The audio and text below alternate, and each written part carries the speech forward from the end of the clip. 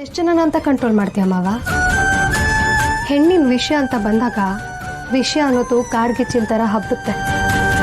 ಆ ಕಾಡ್ಗಿಚ್ಚು ಇಡೀ ಕಾಡನ್ನೇ ಭಸ್ಮ ಮಾಡಿದ್ರೆ ನಾಡಿನ ಗಿಚ್ಚು ಅನ್ನೋದು ಇದೆಯಲ್ಲ, ಅದು ಬೆಂಕಿನೇ ಇಲ್ಲದೆ ಎಲ್ಲನೂ ಸುಟ್ಟು ಹಾಕ್ಬಿಡುತ್ತೆ. ಕೊನೆಗೆ ಹೋಗಿ ನೋಡಿದಾಗ ನೀರು ಉಳ್ದಿರುತ್ತೆ. ಅದು ನೀರೇನ ಅಂತ ನೋಡಿದಾಗ ಗೊತ್ತಾಗೋದು ನಮ್ಮನೆ ಹೆಣ್ಣಿನ ಕಣ್ಣೀರು ಅಂತ. ಪಾರು, ಈ ಮಾತನ್ನ ನೀನು ಹೇಳ್ತಿದ್ಯಾ? ನೀನೆಂತ ಹೆಣ್ಣು ಪಾರು. ಪ್ರಪಂಚದಾಗೆ ಅದು ಏನೇ ಆದ್ರೂ ಯಾರಿಗೂ ಕ್ಯಾರೆ ಎಂದೆ ಮುನ್ನುಗ್ಗೋಳು ನೀನು. ಈ ಕಟ್ಪಾಡುಗಳು, ನೀತಿ ನಿಯಮ ಇವೆಲ್ಲದ್ರಾಗೆ ಲೋಪ ಆಯ್ತಾ ಇಲ್ವಾ ಅಂತ ಸೂಕ್ಷ್ಮವಾಗಿ ನೋಡ್ಕೊಂಡು ಮುಂದುವರಿಯೋಳು ನೀನು. ನೀನಿಂತ ಮಾತಾಡ್ತಿದ್ಯಲ್ಲ ಪಾರು, ಯಾಕೆ ಅಲ್ವಾ? ನನಗೂ ಹಾಗೆ ಅನ್ನಿಸ್ತು, ನಾನು ಯಾಕೆ ಹಿಂಗೆ ಮಾತಾಡ್ತಿದ್ದೀನಿ ಅಂತ. ಮಾವ, ಮದುವೆ ಅಂದರೆ ಗಂಡನಿಗೆ ಹೆಂಡ್ತಿನೇ ಆಸ್ತಿ, ಹೆಂಡ್ತಿಗೆ ಗಂಡನೇ ಆಸ್ತಿಯಾಗಿರೋ ಥರ ಇದ್ದರೆ ಸಂಸಾರ ಅನ್ನೋ ನೌಕೆ ಹಡಗಿನ ಥರ ತೇಲುತ್ತೆ.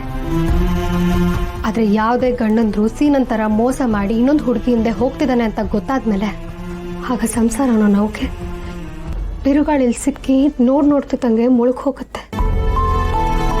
ಭಾವ, ನಮ್ಮ ಮುಂದೆ ಇಂಥ ಸಂದರ್ಭನೇ ಬಂದು ನಿಂತಿರೋದು. ನಮ್ಮ ಗುಂಡುಗೆ ಒಂದು ಒಳ್ಳೆ ಹುಡುಗನ ನೋಡಿ ಮದುವೆ ಮಾಡಿಸಿ ಅವಳ ಸಂಸಾರ ಚೆನ್ನಾಗಿ ನೋಡ್ಕೋಬೇಕು ಅಂತ ನನಗೂ ತುಂಬ ಆಸೆ. ಅದೇನು ಮಾಡಲಿ, ಗುಂಡುಗದು ಇಷ್ಟ ಇಲ್ವಲ್ಲ. ಅವಳಿಗಿಷ್ಟ ಇರೋದು ಮಾದಪ್ಪ ಅಂಕಲ್ ಮನೆ. ಈಗಲೂ ತನ್ನ ಗಂಡನ ಬದಲಾಯಿಸ್ಬೋದು, ಅವನನ್ನ ಮತ್ತೆ ಸಂಸಾರ ತಾರಿ ವಾಪಸ್ ತರ್ಬೋದು ಅಂತ ನಂಬಿದಾಳೆ.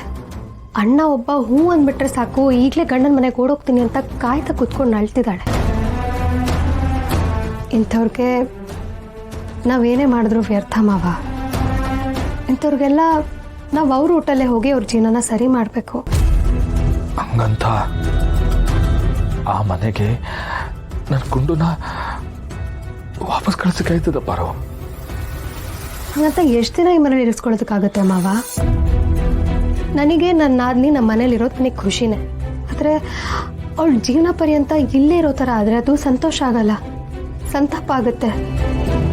ಆ ಸಂತೋಷ ಸಂತಾಪ ಆಗೋಕ್ಕೂ ಮುಂಚೆ ರಶ್ಮಿನ ಅವಳ ಗಂಡನ ಮನೆಗೆ ಕಳ್ಸ್ಕೊಡ್ಬೇಕು.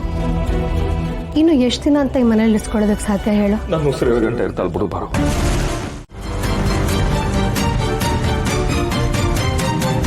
ನಮ್ಮ ದೇಶದಲ್ಲಿ ಪ್ರತಿದಿನ ಅಂದಾಜು 1200 ಡಿವೋರ್ಸ್ ಕೇಸಸ್ ರಿಜಿಸ್ಟರ್ ಆಗುತ್ತೆ. ಹಾಗಂತ ಮದುವೆ ಆದವರೆಲ್ಲ ಡಿವೋರ್ಸ್ ತಗೋತಾರೆ ಅಂತ ನಾನು ಹೇಳ್ತಿಲ್ಲ. ಆದರೆ ಆ ರಿಜಿಸ್ಟರ್ ಆಗೋ 100 ಕೇಸಸಲ್ಲಿ 12ರಿಂದ 15% ಡಿವೋರ್ಸ್ ಕೇಸ್ಗಳು ಮುರ್ದೇ ಹೋಗುತ್ತೆ. ದೂರ ಆಗಬೇಕು ಅಂತ ಅಂದ್ಕೊಂಡಿರೋ ಜೋಡಿಗಳು ಹತ್ರ ಆಗ್ತವೆ. ಸಂಸಾರದಲ್ಲಿ 1% ಚಾನ್ಸ್ ಸಿಕ್ಕರೂ ಸಾಕು, ಸಕ್ಸಸ್ ಕಟ್ಟಿಟ್ಟು ಬುತ್ತಿ. ಈಗ ನಾನು ನಿನ್ನ ಸಂಬಂಧನೇ ತಗೋ. ನಾನು ನೀನು ಮದುವೆ ಆಗೋಕ್ಕೂ ಮುಂಚೆ ಪ್ರೀತಿ ಮಾಡಿದ್ವಾ? ಇಲ್ಲ ಅಲ್ವಾ? ಮದುವೆ ಆದಮೇಲೆ ತಾನೇ ನಮ್ಮಿಬ್ಬರ ಮಧ್ಯೆ ಪ್ರೀತಿ ಆಗಿತ್ತು. ಅದೇ ಥರ ನಮ್ಮ ಗುಂಡು ಜೀವನದಲ್ಲೂ ಪ್ರೀತಿ ಆಗ್ಬೋದು. ಅವ ಬೇಡ ಅಂತ ಹೇಳೋದಕ್ಕೆ 100 ಕಾರಣ ಇರ್ಬೋದು, ಆದರೆ ಒಪ್ಕೊಳ್ಳೋದಕ್ಕೆ 1 ಕಾರಣ ಇದ್ರೆ ಸಾಕು. ಆದರೆ ನೋಡಿಲಿ, ದೇವ್ರಂತ ಮಾವ ತನ್ನ ತಾಯಿ ಮನೆಗೆ ಬರಲಿ ಅಂತ ಸಣ್ಣ ಮಗು ಥರ ಕಾಯ್ತಾ ನಿಂತಿದ್ದಾರೆ. ಇಲ್ಲ ಬೇಡ ಮಾವ, ನಮ್ಮ ರಶ್ಮಿನ ಕಳ್ಸ್ಕೊಟ್ಬಿಡೋಣ.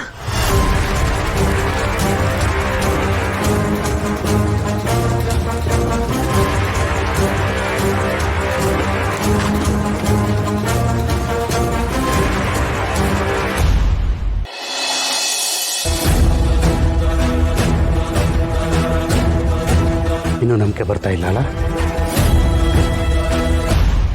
ಶಾರದಕ್ಕ?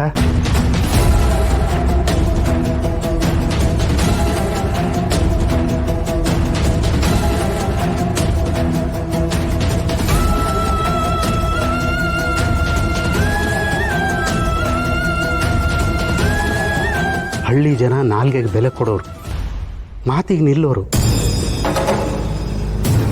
ನಾವೆಲ್ಲರೂ ಅಮೃತ ಅಂದ್ಕೊಂಡಿರೋ ಕ್ಷೀರದ ಮೇಲೆ ಆಣೆ ಮಾಡಿ ಹೇಳ್ತೀನಿ,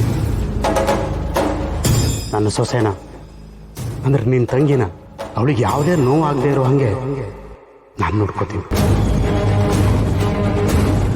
ಇದು ಮಾದಪ್ಪ ಕೊಡ್ತಾ ಇರೋ ಮಾತು.